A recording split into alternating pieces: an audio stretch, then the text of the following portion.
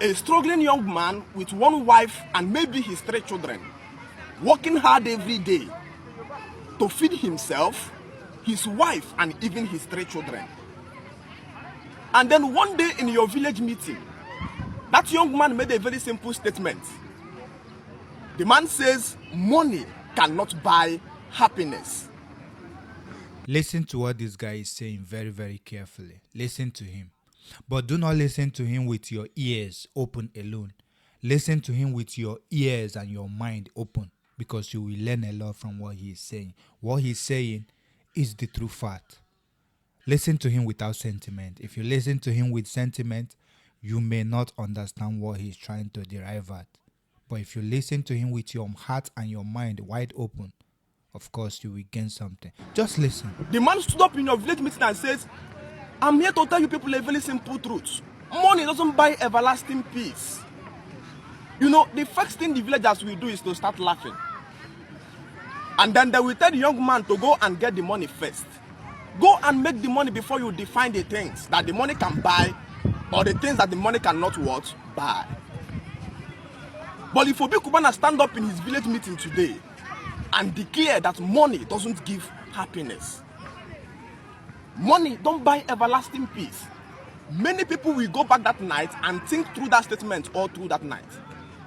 It is going to shape so many people's mindset of pursuing money, because now they are hearing the voice of a man that is compelling results. And the ideology is, you can never criticize what you have not experienced. Follow me carefully. A young Nigerian African young boy stand up and tells you that the president of this country cannot change this country.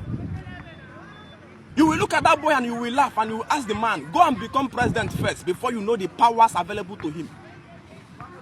But if Tinubu comes out today and tell you that a president of this nation cannot change this nation, I tell you the truth, it will be something that you are going to go home to think about. Now, because you are hearing from the voice of a president himself, telling you about the incapability of his current experience. You cannot criticize what you have not experienced. Follow me carefully. Again, a third example. There is a woman cooking food in your restaurant, in your street.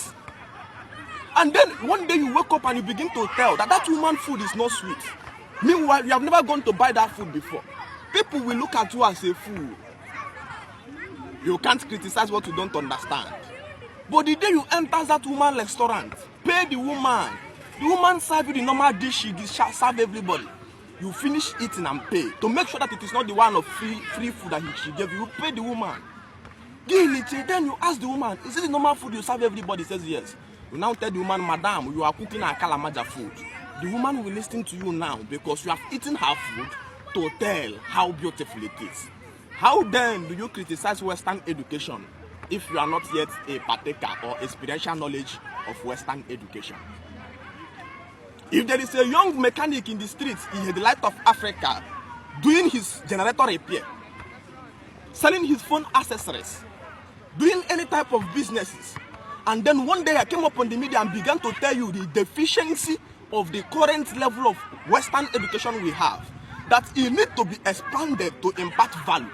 That the current one we are doing now is not enough to produce problem solvers in the society, people that will innovate and create. You will ask me, so how do you criticize the school you never went to? How did you in your generator mechanic shop know that school knowledge is limited to productivity? But now we have to eat the food to tell you how beautiful or how sweet it is. And my submission to you this morning first is that if you are a young African boy who is schooling in any university, be it federal university, state university, or polytechnic, anytime they ask you, what are you doing for a living? What do you do for a living? And you open your mouth to say, I am a student, you are a fool. I'm a student is not a job. I'm a student is not a work. When somebody asks you, what are you doing for a living? And you say you are a student, what you are trying to do is to bring out a wall that showed people from facing the real external life. What are you doing for a living? I am a mechanic. I am doing this type of work.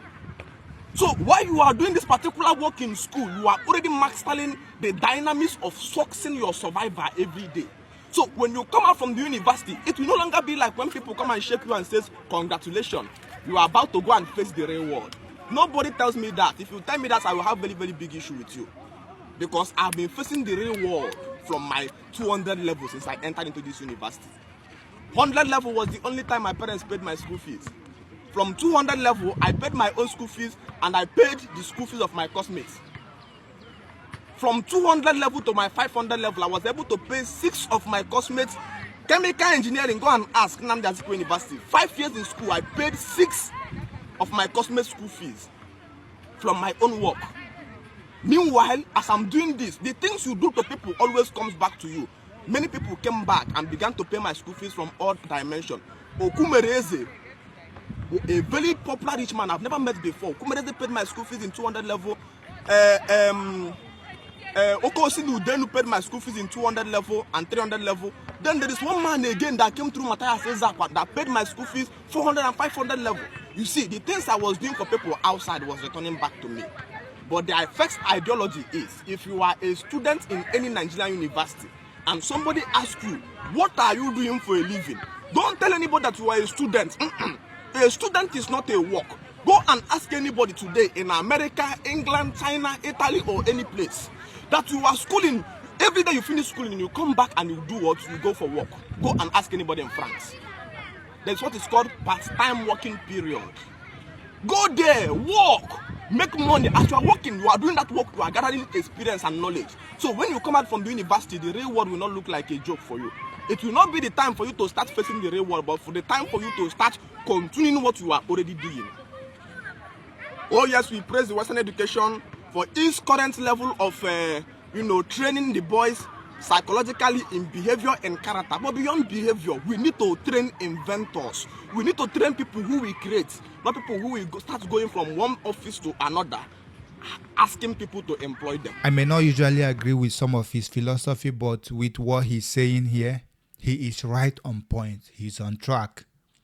What's the essence of going to school when you cannot solve problem? If you cannot solve real life problem, then there is basically no essence of going to school. The purpose of going to school is not just to read and write. It is far beyond that. If you want to just read and write, then stop in nursery school, because even nursery school children these days can read and write. Then after that, you can then go ahead and pursue something meaningful in life. If you are going to school just to go there, bag a degree and comes out looking for a job, then you should be providing job. Every student should be providing job after graduation. You've been equipped with enough knowledge to guide you through life, and therefore once you come out, you shouldn't be expecting what the nation should do for you. You should be expecting what you can do for nation. The things you've learned in school, you have to bring them home. You have to practice them instead of looking to be employed. Try to look into employing others so that others can come work for you, not you come work for them. There's one secret I have to tell you, that no matter how much you earn as your salary can never, repeat that word, it can never make you great in life. Apart from footballers, or I've never seen anybody who made it through salary. Most of the wealthiest people in the world, they are not salary earners. They are job creators. They create job. And if school cannot give one that privilege, that opportunity to be a job creator, then there is no essence of going there in the first place. That's why I value the Igbo apprenticeship system. You, after a few years, you graduate from your master and you become your own master. Before you know it, you are doing well for yourself. And that system is even more valuable than some of the Western educations we have today. Most of the graduates we have today can just read and write, and they can't even defend what they've read in school. They can only quote figures, but when it comes to real life application, they are nowhere to be found. And this is now not how society are being built. Society should be built on the brain of thinkers. Society should be built on the brain of problem solvers. If somebody can spend more than 4 or 5 years in the university and that person cannot solve a problem that will benefit both himself or herself and the people around them, then the person has just wasted 4 or 5 years of their life. This is honest truth. Only those who has brain will listen. He who has ears, let him hear.